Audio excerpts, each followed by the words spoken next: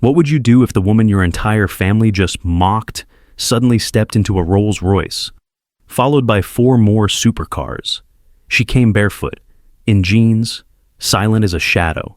But 1 hour later, the truth hit harder than anyone could handle. Stay tuned. Because when they find out who she really is, their world collapses in one breathtaking moment. It was just past noon when the old regional bus hissed to a stop at the edge of the cracked sidewalk, dust swirling around its wheels as a single passenger stepped down. Isabella Lane, in worn sneakers, a soft cotton blouse, and faded jeans that clung to her like the memory of simpler days. Her long dark hair was pulled back in a loose braid, a plain canvas tote over one shoulder, and not a hint of makeup on her flawless skin. She looked like someone who had borrowed bus fare, not someone who once stood in Forbes' global spotlight. The town hadn't changed. Same rusted signs, same peeling paint, same neighbors too curious for their own good. As she walked down the road toward her family's property, the murmurs began, first from Mrs. Fletcher's porch. "Is that who I think it is, my lord? She looks like she hasn't seen a mirror in months." Then from a teenage cousin half hiding behind the screen door. "Did she walk here?" A burst of laughter followed. At the gate, Uncle Wayne squinted at her with a smirk. "Well, I'll be damned.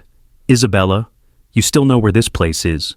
Isabella smiled politely, her voice soft. "Of course I do.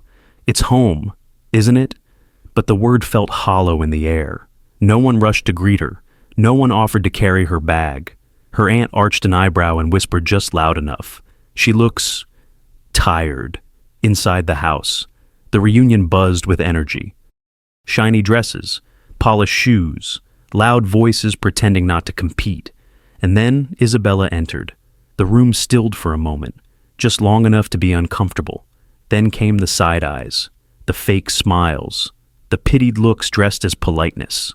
"Oh, wow, you really kept it casual." "Huh?" a cousin quipped, glancing at Isabella's sneakers. "Some of us tried, just a little." Isabella didn't flinch. "You look lovely," she replied simply. The cousin rolled her eyes and turned away. Another voice followed, sweet but cruel. "I heard you were doing tech or something in the city. Didn't know tech stopped paying." A few chuckled. Isabella sat on a folding chair at the edge of the room. No one asked where she'd been. No one asked how she was. And in that moment, no one knew they were sitting beside a woman who could buy the entire town twice over. Cash. But Isabella said nothing. She just watched, observed, and waited, because she hadn't come here to boast. She had come here to see. The afternoon wore on like a performance rehearsed 100 times. Clinking glasses, shallow laughter, compliments coated in sugar and spite. Isabella remained on the fringe, her chair barely scraping the edge of the family's perfect table arrangement, the only one without a cushion, the only one no one offered to switch. Her plate stayed half empty. Yes, not from lack of food, but from how many times the dish ran out just before it reached her. At one point she stood to pour herself a drink, and her aunt immediately said, "Oh, let me help you," then poured it half full and handed it back with a thin smile. "Don't want you spilling anything on that outfit." Across the room, someone stifled a laugh. A teenage cousin snapped a photo of Isabella from behind, quickly typed something, and moments later, a giggle erupted from a corner where a few cousins huddled over a phone. "Check this," one whispered. "She looks like she just got off shift at a laundromat." Isabella heard it, every word, but her face didn't move. Only her fingers tightened slightly on the paper cup. The housekeeper passed by and murmured, "You okay, dear?" And for a split second, Isabella's eyes softened. Someone had seen her. She nodded, quietly, grateful. Then came the moment that broke the air like glass. A child, bright-eyed, curious, innocent, looked up from his tablet and asked loudly, "Mom, is she poor?" Silence struck the room in a flash. The mother froze, red-faced, swatted at the child's arm, and hissed, "Don't say that," but it was too late. The question had landed, sharp and cutting. All eyes turned to Isabella. Some waited for her to laugh it off. Some waited for her to storm out. She did neither. She leaned down to the child's eye level, smiled gently, and said, "No, sweetheart. I'm just someone who doesn't need to show off to feel valuable." That silence stretched deeper, more uncomfortable now. Someone tried to fill it with a joke. "Well, you've always been the poetic one." But the moment had shifted. Even so, the mocking returned quickly, like vultures too used to feeding. A cousin pulled out her phone and began a live video, whispering into the camera. Family reunions really bring out the best and the budget. Behind her, Isabella helped clear a few plates, placing them carefully into the sink, unnoticed, unthanked. She was a ghost at her own gathering, tangible, present, yet treated as if her worth expired the moment she chose comfort over couture. But still, she smiled, still, she watched, and still, she said nothing, because the time was almost right, almost. By the time dessert was served, the cruelty had stopped pretending to be polite. It was no longer whispers and glances. It was performance. A cousin named Brielle, loud and theatrical, stood near the center of the room with a glass of wine and declared, "I just think it's brave, honestly, to show up looking like that. Not everyone has the confidence to wear thrift." Laughter exploded. Someone added, "It's giving Goodwill Gala." Phones were out now, openly filming, faces lit by the glow of mockery going viral in real time. One teen shouted, "Pose for the camera, Isabella." And before she could respond, someone tossed a napkin at her feet and said, "Oh, sorry, thought you were staff." The room howled, and Isabella. She stood up quietly, brushing the napkin off her lap, eyes steady, expression calm, too calm. That calm made them laugh harder. "She's really just gonna take it," someone snorted. "Girl's got no spine." Then came the juice. A younger cousin, emboldened by the room's rhythm, pretended to trip and spilled an entire cup of red punch across Isabella's shoes and lower jeans. "Oops," she gasped, hand over her mouth in fake horror. "So clumsy of me." Laughter. Again. Louder. Uglier.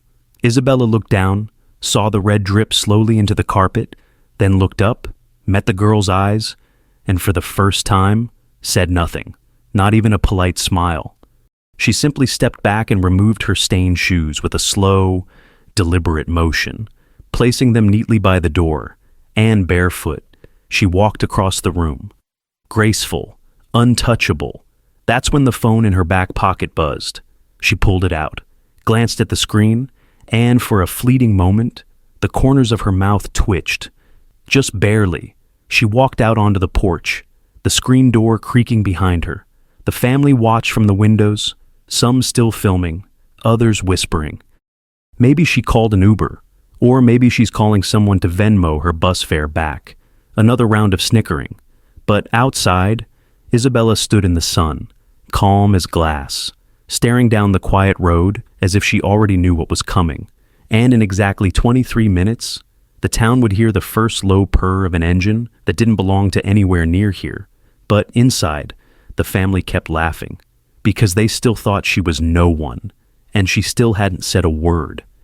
Outside, the breeze rustled the trees gently as Isabella stood barefoot on the old wooden porch, her red-stained jeans brushing softly in the wind, her expression unreadable.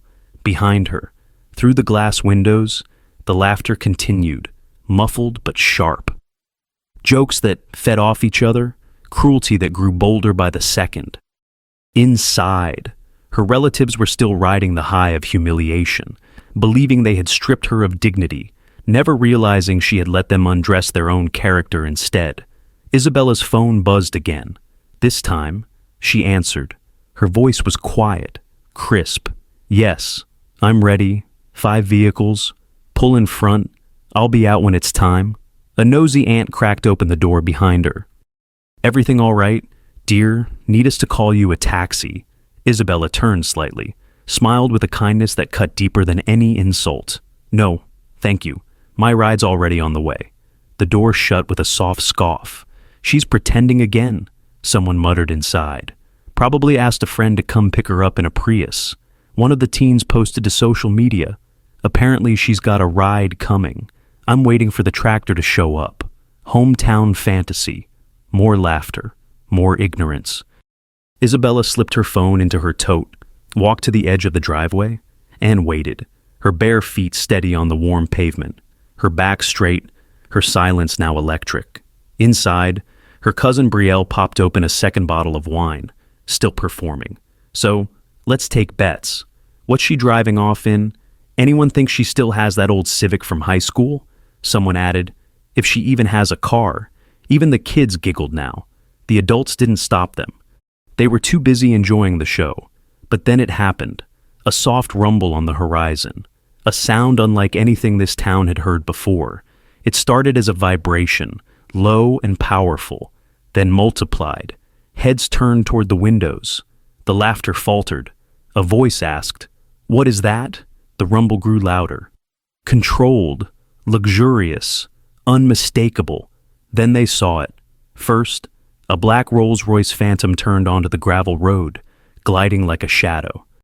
Behind it, a Ferrari Roma in gleaming crimson. Then came a silver Lamborghini Aventador, followed by a white Bentley Flying Spur. And finally, a midnight blue McLaren that roared like thunder as it joined formation. The 5 supercars drove in perfect sync, slowing as they approached the house, engines purring in harmony. Time stopped. Glasses dropped. Someone dropped their phone. Everyone rushed to the porch, to the windows, to the front lawn, trying to understand what they were seeing. The Rolls Royce pulled forward. A sharply dressed chauffeur in black stepped out, walked calmly up to the front steps, and said in a smooth voice that carried like a verdict, "We're here to escort Miss Isabella Lane." The family didn't move, couldn't speak, couldn't breathe, and from the edge of the driveway, Isabella finally turned around, lifted her chin, and walked barefoot across the yard, past every stunned face, toward the open door of the Rolls Royce, silent, regal, unstoppable. No one moved. No one dared. The same people who had been mocking her just minutes ago now stood paralyzed, their laughter turned to stone, their smirks erased by the thunder of engines still humming in the background. Isabella walked with the calm elegance of someone who had nothing left to prove. Her bare feet touched the gravel like silk, her every step louder than their voices had ever been. She passed Uncle Wayne, who stared at her like he'd seen a ghost. She passed Brielle, who clutched her wine glass so tightly it cracked. She passed the teenage cousin who had live-streamed her humiliation, now hiding his phone behind his back, eyes wide, shame crawling up his spine. The chauffeur held the car door open, his posture respectful, eyes down. Isabella didn't enter. Yet, she turned to face them all. Her voice was steady, graceful, and cold enough to freeze the summer air. "I didn't dress to impress anyone," she said. "I dressed to see everyone. And you showed me exactly who you are." Gasps flickered like sparks. No one interrupted. Not now. Not when they finally understood what they'd done. "You judge me by my shoes," she continued. "By my jeans. By how I arrived. You mocked me for not needing to flaunt. But while you were laughing, those 5 vehicles were being coordinated by my staff. Because I own them. Because I own the brand your cousin just tagged in her video. Because I own the tech company that powers the phones in your pockets. And because I own the silence that just hit this porch." Brielle stepped forward, stammering. "Isabella, we didn't know." Isabella's eyes locked onto hers. That was the point. Then she looked at the young child who had asked earlier if she was poor. Isabella knelt, smiled, and said softly, "It's okay to ask questions. Just make sure you grow up learning how to listen too." She stood, turned to the housekeeper who had offered her kindness, and said, "My team will speak with you about your son's enrollment. Thank you for your grace." A few more tried to speak, to apologize, to beg for a different ending. But Isabella had no interest in rewrites. She stepped into the Rolls Royce, the door closed with a gentle click, and the convoy of power began to roll away. 5 supercars parting the quiet road like royalty, leaving behind nothing but silence and the wreckage of arrogance. Inside the house, the silence was suffocating. It wasn't the kind that came with peace. Whoa! It was the kind that came with shame. Bitter, heavy, inescapable. The same voices that had mocked, laughed, and whispered now fell dead quiet as realization settled like dust over every polished plate and half-finished drink. Brielle stood motionless, her wine glass still cracked in her hand. The lipstick on her rim, now the only sign that 5 minutes ago she had been the queen of the room. Now, she felt like a joke with no punchline. Her phone buzzed. She glanced down, and nearly choked. Her influencer sponsorships were gone. The agency she'd signed with, Old Lane Digital Media, had just terminated her contract, effective immediately. A red flag for policy violation notice blinked across her account. No, no, no, she muttered, panic rising. She looked up at the screen as if someone would help. No one did. On the far end of the room, Uncle Wayne's phone rang. He picked up, answered with a forced laugh. But that laugh died when he heard the voice on the other end. It was his loan officer, the farmland he'd mortgaged, the one he'd bragged about all day. It had just been sold, purchased in full, under a shell company tied to Isabella Lane Holdings. We'll be renegotiating your lease, the voice said coolly. Expect your new terms next week. Wayne sat down, stunned. Across the porch, the teenage cousin who had mocked Isabella earlier screamed, "My scholarship app just got denied, but I was guaranteed." He froze. He suddenly remembered. He had applied through a foundation, Lane Forward. He had no idea she ran it. Aunt Carol began to cry. Her local charity, the one that had quietly been receiving anonymous donations for years. A letter had just arrived in her inbox, funding withdrawn, no explanation, just the signature at the bottom, I, L, and still, no one said a word. The damage wasn't loud, it was surgical, quiet, immediate, final. Isabella hadn't raised her voice. She hadn't thrown a drink or flipped a table. She hadn't exposed them with a press release or a headline. She'd let them expose themselves. And when they did, she simply removed everything they once thought they could stand on. Outside, the hum of 5 luxury engines faded into the horizon. But the silence inside that house that would last for years. But not every heart in that house had turned cold, and not every soul had failed the quiet test Isabella had given them. As the echoes of shame still clung to the walls, a soft knock tapped against the side of the screen door. It was Maya, the young housekeeper, holding a folded dish towel in her hands, the same one Isabella had helped with earlier when no one else noticed. Her eyes were wide, unsure if she'd done something wrong.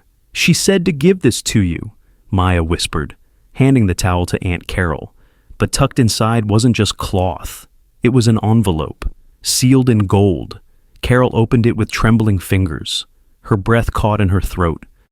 Inside was a handwritten note that read, "Your kindness once changed my life when you gave me a coat on a winter night. Now I'm giving back." Beneath it, a printed statement, full funding, restored, doubled, effective immediately. Carol dropped to her knees. She hadn't remembered the gesture, but Isabella had, and she had never forgotten it. Moments later, the doorbell rang again. This time, it was a sharply dressed woman with a clipboard, one of Isabella's executive assistants. "Is Mr. Castillo here?" she asked. The elderly gardener slowly approached, nervous. "Yes, ma'am." She handed him a folder. "This is your new title deed. Miss Lane has transferred the small house behind the orchard into your name, fully paid. It's yours now. She said to tell you. Your smile was the first welcome I received." Mr. Castillo's hands shook. He'd worked for the family for decades, barely acknowledged. Today, he was seen. Then came a little girl. Emma, just 7, had offered Isabella her crayons and a seat near the toy table when no one else would let her sit nearby. Her mother received a call that night. A woman's voice said, "Emma has been awarded early placement at Lane Academy. Full scholarship. All expenses paid. Because even the smallest kindness matters." The family watched as the people they had overlooked were now being lifted higher than they'd ever imagined. By the same woman they'd spent hours tearing down. These rewards weren't about pity. They were about justice. Isabella didn't give to impress. She gave to remind the world that goodness should be recognized, even when no one is watching. And now, the very house that had laughed in unison stood divided, not between the rich and the poor, but between those who had judged and those who had loved without reason. As night settled over the house like a heavy blanket, the last traces of laughter had long vanished, replaced by a quiet that pulsed with reflection. The family sat scattered across the living room, no longer grouped in cliques of pride, but fragmented, each person lost in their own thoughts, their own shame. The lights inside flickered softly while outside, street lamps cast long shadows on the empty driveway where 5 supercars had once lined up like messengers of reckoning. But before the silence could bury the night completely, a large TV in the corner flickered to life. Someone had turned on the local news, desperate to think about something else, only to find her face, Isabella Lane, seated gracefully at a charity gala 3 nights prior, dressed in a simple black gown, was speaking with quiet conviction to a crowd of global leaders. Her voice played across the room. Wealth without empathy is just noise. Power without humility is a mask. I didn't build my company to be admired. I built it to remind people that you can rise without stepping on others. A gasp escaped from the corner. It was the same voice, the same tone, but it didn't belong to a fantasy. It belonged to the girl they had ridiculed for wearing faded jeans. On screen, the interviewer asked, "What drives you most?" Isabella smiled gently. "To be the woman I once needed, and to make sure the next girl in sneakers doesn't have to prove she belongs at the table." At that moment, the room cracked open. Oh, not with noise, but with awareness. The same people who had laughed at her silence were now shaken by her words. Elena, one of the quieter cousins, whispered, "She was never trying to show off. She was just watching." Her father nodded slowly. "She gave us a chance to treat her with respect, without knowing who she was, and we failed." No one defended themselves anymore. There were no excuses left to offer, no clever lines to soften the blow. Isabella hadn't stormed out. She hadn't screamed. She had simply shown them. She showed them their reflections through her silence, and it was louder than any confrontation. Across the world, the video of her arrival, barefoot, calm, unshaken, had now gone viral. People were calling her the woman who walked without shoes but carried an empire. In comment sections, thousands wrote, "This changed me. I'll never judge by appearance again. She showed us what real strength looks like." And far from the cameras, Isabella stood on a high-rise balcony, her city stretching out below, her phone in hand, hundreds of messages pouring in. She smiled. Not for the fame, not for the headlines, but because the truth had reached exactly who it needed to. And for her, that was enough. Morning light broke over the quiet town, casting a soft golden hue across the rooftops and dew-soaked grass. But something had changed. Something unspoken lingered in the air like smoke after a fire.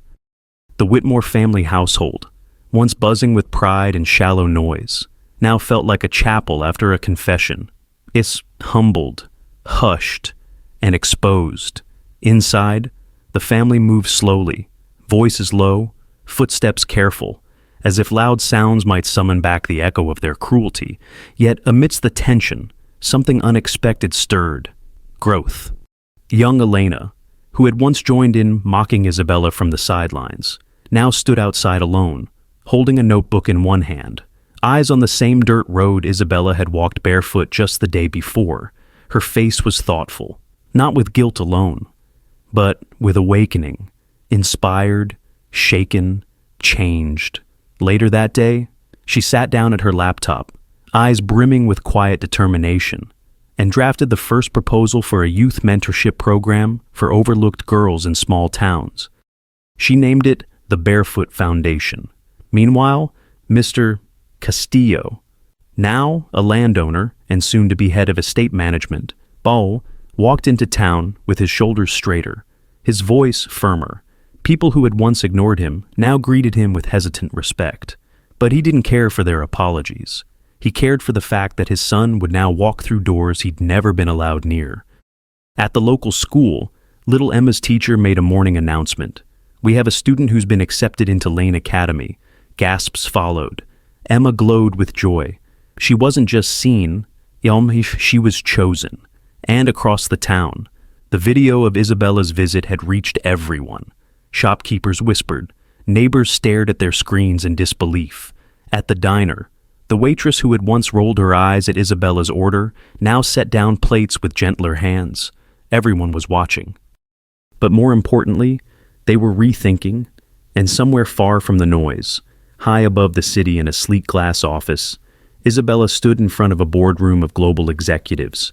Every word she spoke calm, assured, dignified, yet even there, her mind wandered for a moment. To the porch, the folding chair, the spilled juice, and the silence that followed. She didn't regret a second of it, because in a single afternoon, she had done what money alone never could.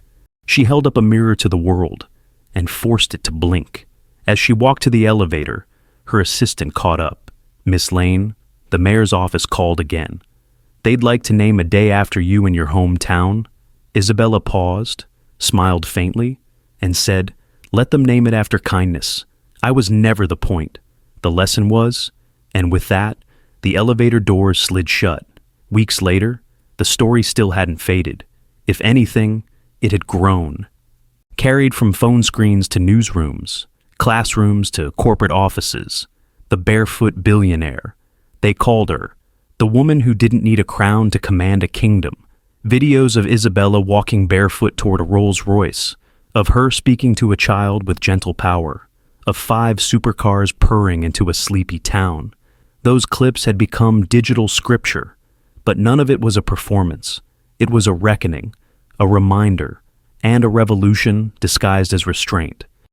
On the anniversary of her hometown's founding, a statue was unveiled. Not of Isabella herself, but of a simple woman in jeans, barefoot, head held high. At the base, it read, "Dignity doesn't shout. It just walks in quietly and changes everything." And yet, Isabella wasn't there. She didn't need to be. While the crowd clapped and phones flashed, she sat quietly on the rooftop garden of her foundation's new global headquarters, sipping tea, barefoot again, watching the clouds move. Her assistant approached with a letter. "It's from your cousin Brielle," she said. Isabella opened it slowly. Inside was a single sentence. "You changed me. I didn't deserve it, but thank you." There was no bitterness in her smile, only peace. Moments later, a group of girls from disadvantaged schools stepped into the garden for a private mentorship session. One of them looked up at Isabella, wide-eyed, and whispered, "You don't look like a billionaire." Isabella leaned down, smiled warmly, and replied, "That's because you're looking at the wrong things." And as the camera faded out, a single voice narrated the final message.